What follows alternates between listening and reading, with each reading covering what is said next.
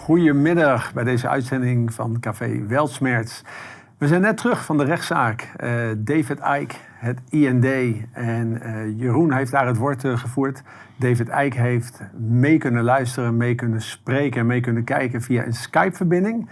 Het was hem ook alsnog verboden om bij de zaak te zijn in fysieke aanwezigheid. Dat was niet toegestaan. En ja, er zijn bijzondere dingen gebeurd. I'm gonna switch to English now because we have David Icke here on a live stream. So David, first of all, your reaction. What did you think of it? I was kind of bewildered. I mean, I thought Arun did fantastic. And put the case magnificently. But what kind of did take me aback a bit was the lack of case that the government put forward. It was almost as if they thought, well, we don't have to go try too hard with this because where it's going to go anyway or something like that. Because the lack of substance in what they put forward was shocking, really. And it's another kind of example of the fact that what they've done, and they've not shot themselves in one foot, they've shot themselves in both. Because, you know, I could have come in, spoke for 20 minutes, half an hour and gone home, and that would have been the end of it.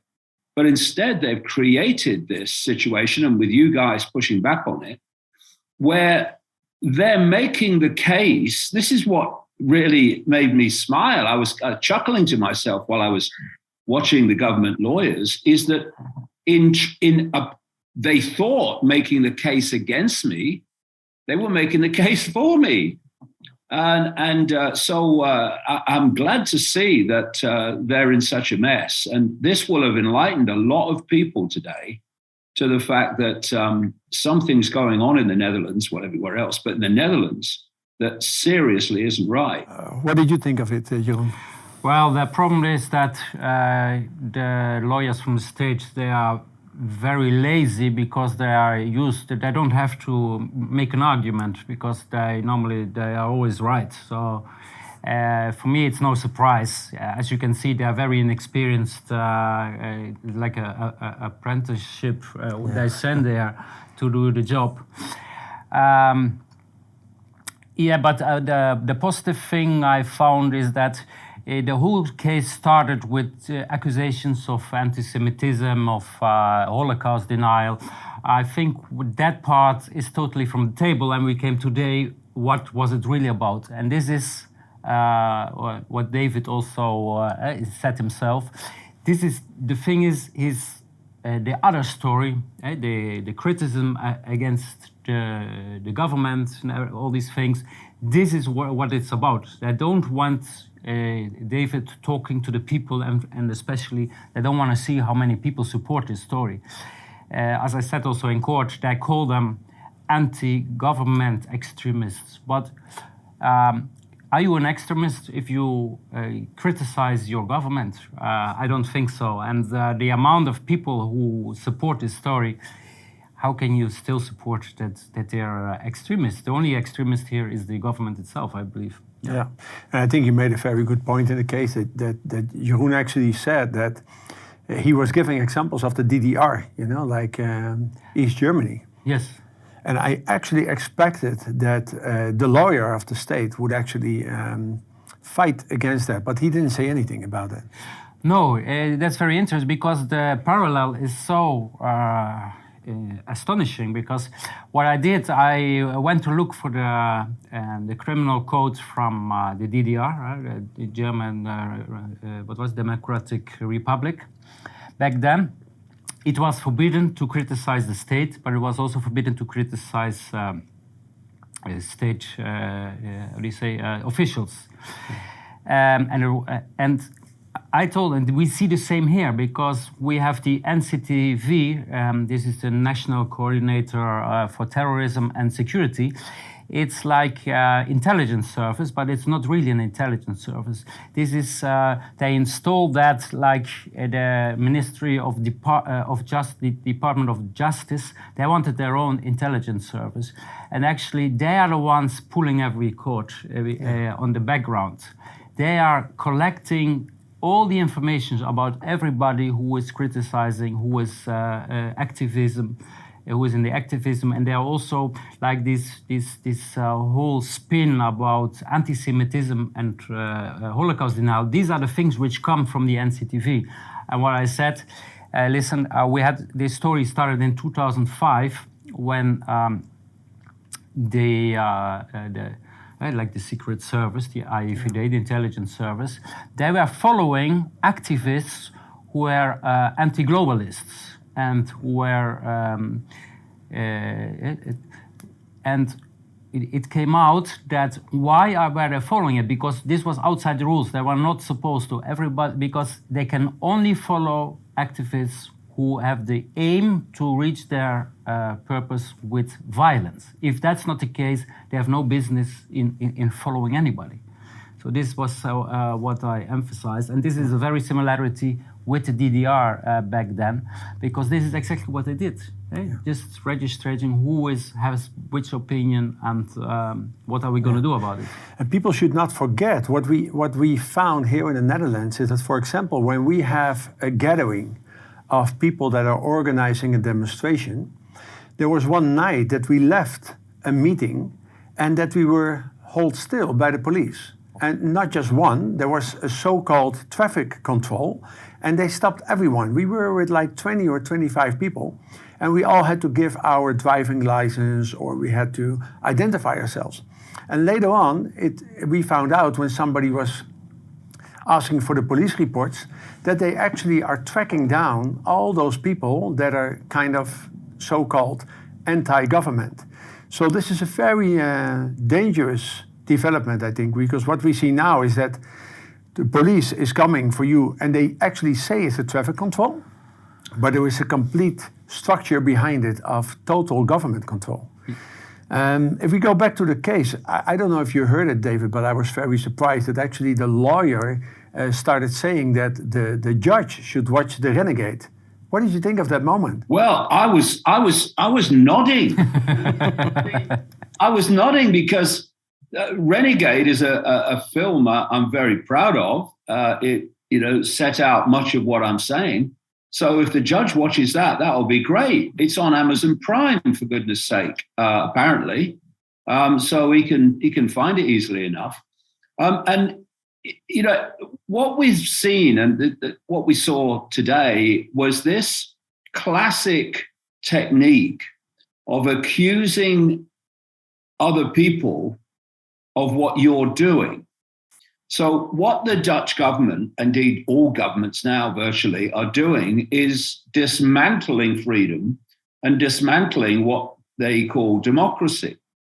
But what they do is people who are challenging that and want freedom and want more democratic checks and balances, those that are dismantling them then accuse their opponents of doing what they're doing. So here I am, spent 33 years now nearly, campaigning for freedom and a free society and sovereign rights for people, being accused of wanting to destroy those things when that's what the government's doing. So, it's an old technique of accusing your opponents of what you're actually doing. And if you look in America, because of course this is global, I mean, what's happening in the Netherlands is not happening in isolation.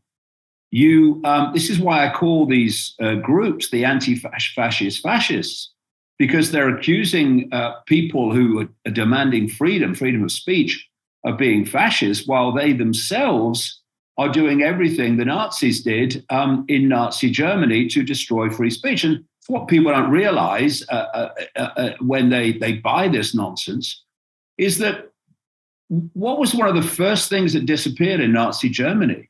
It was the right to criticize the Nazis.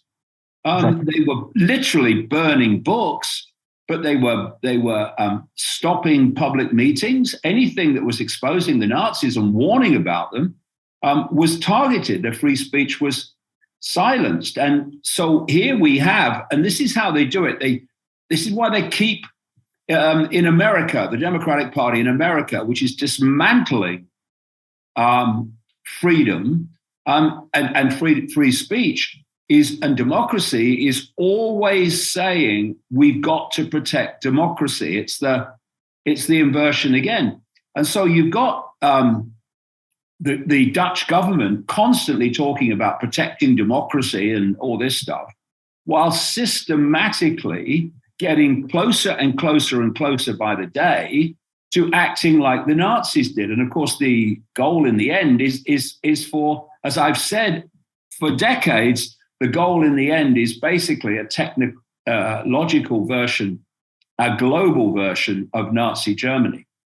A question, David, because you have been saying this for so many years. I saw videos and conversations with you in where you were already warning for this time, and this is a long time ago. You have been saying this for so many years. When the moment came that they were stopping you from entering the country, a lot of people started going like, why? And you kept saying like, I know, and they know that I know. And my question to you is, how did you know for such a long time? Because you were saying this when you were filling, I think, a room with about 2 people and 800 empty chairs, when nobody knew anything about it. How do you know this? Where do you get the knowledge from? Well, I tell the story in my books and some interviews as well of what you might call a spiritual awakening. I had not a religious awakening, a spiritual awakening. The top of my head blew off, and I was infused with another consciousness, and from that, and it was a series of amazing events. And from that, an amazing synchronistic journey began, where I was walking into people, personal experiences, documents, books, all different sources of information. And what was coming at me, almost in a coordinated way, well, very much so, I've described it as like you've got a jigsaw puzzle all over the table, and someone's handing you the pieces in an order that makes it easiest to see where they go. And on the same analogy of the jigsaw puzzle, I mean, I've not done one for a long time, but when I did them, what I always did was find the straight bits and made the frame. And then you start putting the pieces in the middle.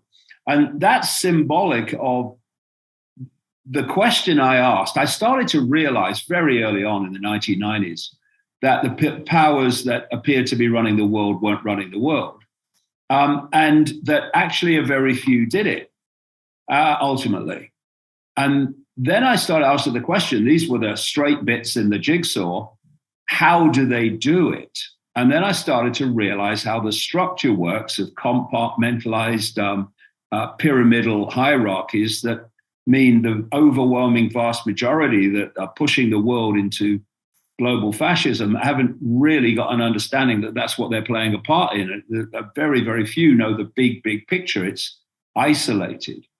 And the thing is that people have said to me, how did you predict the future? But I didn't. What I uncovered was the agenda for the world by this, what I call global cult, this spider's web of secret societies, of compartmentalist secret societies that have infiltrated governments. They created the World Health Organization. They created Facebook, Silicon Valley, Google, etc. And they own the government agencies. They own the banking system. They own the major global corporations. And if you can tap into what that agenda is, and people like Orwell in 1984, they tapped into some of it.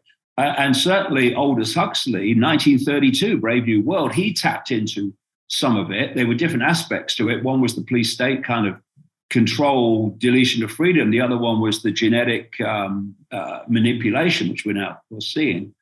And the point being that if there's an agenda for the world and you uncover it and communicate it to the people, you say, this is the plan, this is what they want to do, and nothing intervenes to stop it, then it happens. It becomes the future. And when people read my books and they say, well, how did you predict the future? Well, I didn't.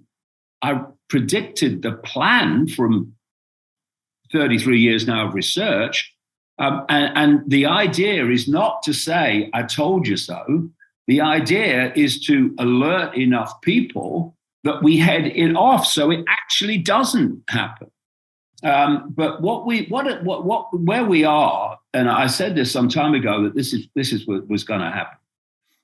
We are at a point now where this agenda for the world, this technocratic fascism, whatever you want to call it, communism and tyranny for the world, based on a few dictating from the center, has reached the point where it has to break the surface.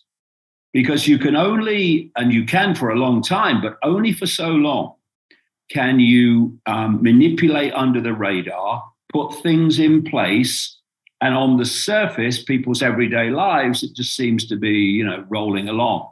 There comes a point where if you're going to transform human society, you have to transform it in the world and the way that people can see it. And when the COVID card was played, that process broke the surface. I said at the time in early 2020, these people have now walked in the room and they've heard the door click behind them. There's no going back for them. They've got to make this happen now. They've got to complete the job because now more and more people are going to see them. And so what we're looking at now is this transformation, what Schwab calls the Great Reset, happening in a way that people can't deny. A lot of people still try to, but you can't really. You can't when you're struggling to put food on the table, you're struggling to keep warm, when basic freedoms are being taken away, your right to free speech is being taken away, when you're losing control of your children to the state increasingly over and over again. We just had this case in New Zealand. I did an interview with people over there a few days ago where they've taken a baby from their parents because they didn't want the baby to be infused with vaccinated, or what I would call fake vaccinated blood. And this is an indication of all the basic freedoms that are being eroded, absolutely in line with this plan that I started to tap into over the last 30 years. And so they can't hide it anymore. And this is one of the reasons, I think, why the government lawyers today in the case were in such trouble, because you can't really justify what they've done. And so they're umming and ahhing, trying to, but they can't really do it because they've reached the stage now where it's become so extreme, it is actually unjustifiable to any kind of balanced, right-thinking person, which is why they've made such a mistake going for me in the way they have, because it's alerted so many people in the Netherlands to the fact that those that are running their country are not doing it for the benefit of the people. And alongside, of course, what they've been doing to me, you look at the staggering treatment of Dutch farmers in land seizures and imposing the taking away of their land and their livelihoods. Then you see this week, Germany has started to do the same in parts of Germany that they're doing to the Dutch farmers. This is a coordinated global network imposing a global agenda on the world, and people are starting to get it now. It's a very exciting time as well as a very challenging one.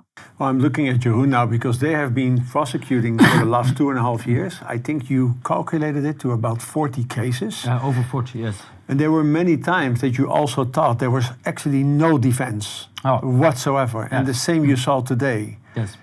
Is there any prediction to be made of what we have seen today? It's very hard to predict, but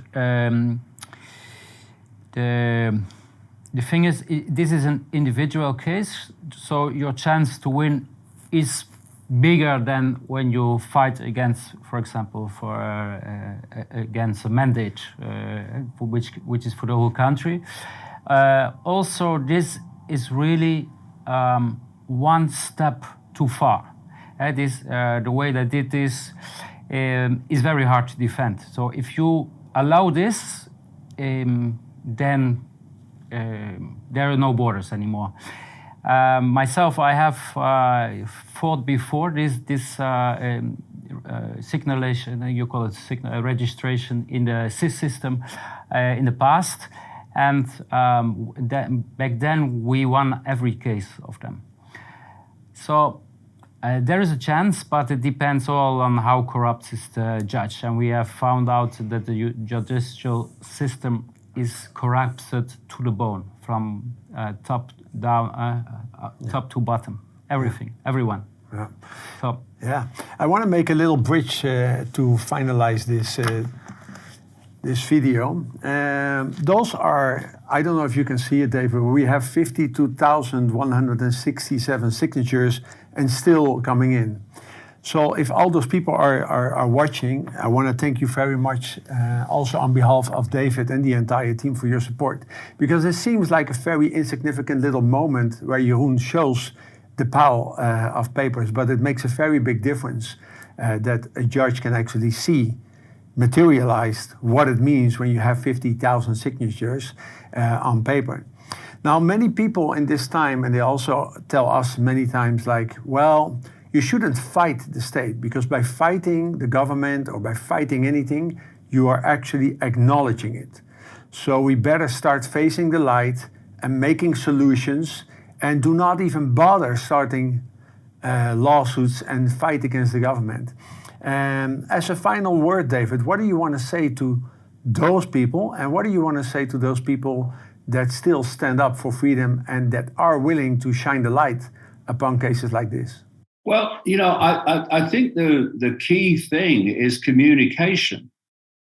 It's communicating to people what is actually going on and presenting evidence to them to support what you're saying about what's going on.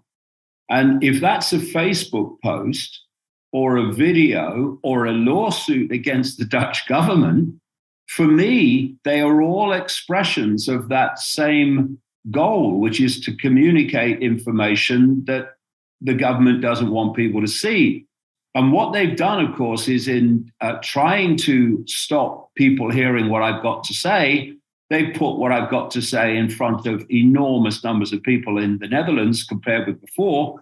And this challenge that you guys have brilliantly made happen I mean, here we are on another day, and this video of the case and the bits from it will go out to more and more people. And, you know, you've seen a lawyer speak out for freedom and expose the extremes of the police state that's unfolding. And you've seen a government lawyer completely unable to challenge that and to put forward a case for the fascistic nature of what they're doing. So for me, this has been a great day for freedom in the Netherlands because it's put government make-believe on public display, and it's put what is happening to freedom in the Netherlands on public display. I think it's been fantastic. And what we need to do now, because I've been doing this for so long, I remember what it was like 33 years ago, 30 years ago, and on and on and on. Trying to get anyone interested in this was just a very frustrating experience, but it's not anymore. The waters have broken. And the problem that what I call this cult has, is that it can't hide itself anymore. At the very same time, the waters are breaking on human perception of the world's not like we thought it was. They are having to change society with their transformation in ways that people can see. So there is no hiding place for these people anymore. I mean, how many people had heard of the World Economic Forum and Klaus Schwab before very recent times? Next to no one. Now look at the internet, it's all over the place. So This is a real challenging time. Yes, of course it is, but it's one of enormous opportunity. And what we surely need to do is to realize that if this is what's driven me on all these years, despite all the abuse and the ridicule, is that if you realize the nature of the society that will be for our kids and grandkids, and indeed not only that, but people well in age today, if it reaches its fruition, it's beyond dystopia, and that's what awaits us if we just sit on the sidelines and look on. I mean, there are those that don't even see it, yes, but there are others that do see it, but still sit on the sidelines. What's fantastic about you guys is you don't just talk about it, you bloody do it. And it's the doers, the real renegades, that are the people that will bring this house of cards down. Because it's house of cards, why? Because we're holding it up. We're holding it up with our obedience, our acquiescence, and our, ignorance too, but also our fear of not holding it up. And this is a time of yes, there is enormous transformation. The question is, which one will prevail? The transformation of the Great Reset into breathtaking levels of tyranny globally, or a transformation of human consciousness, therefore human behavior, which will bring the house of cards down. We're in the era when those decisions are going to be made. And the more people that are aware of what's going on, the more likely it is they're going to do something about it. And there are more people aware than ever before. So, you look around the world, you see what's going on, the vaccine passports, digital currency and all that stuff. And and the whole technological society and whatever and you think, well, it looks bad. Well, it does, but it's a house of cards. It can only happen if we acquiesce to it. And once we reach a critical mass number who say we're not doing it, that house of cards will fall. And they know that.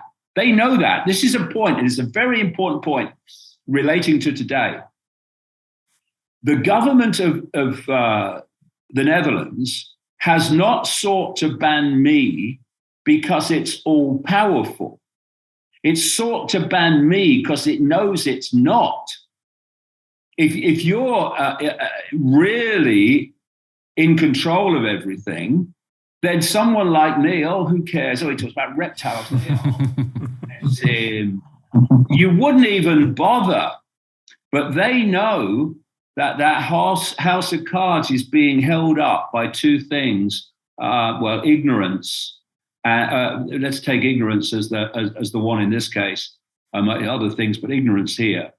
And anything that removes ignorance, which is actually, I'm not saying, stupid, I'm saying ignorant, doesn't know. Anything that brings that knowing with evidence, information, etc., that gets people to awaken from the ignorance, that will bring the whole thing down. And they know it. They are terrified of information. They're terrified of the target population becoming informed. And that's what brings together what they've done to me in the Netherlands and all the hysterical extreme levels of censorship that are going on in the media and in Silicon Valley, and all this stuff about disinformation, misinformation. It's all part of the desperation, yes, not all powerful, but desperation to stop the truth coming out, because they know if it does, game over. Okay, thank you so much, David. Thank you, Jeroen. And we're going to get a verdict on the 19th of December. And hopefully we see you then here in Holland with Christmas.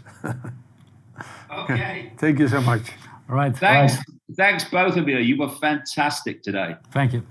Thank you. Thank you. Bye.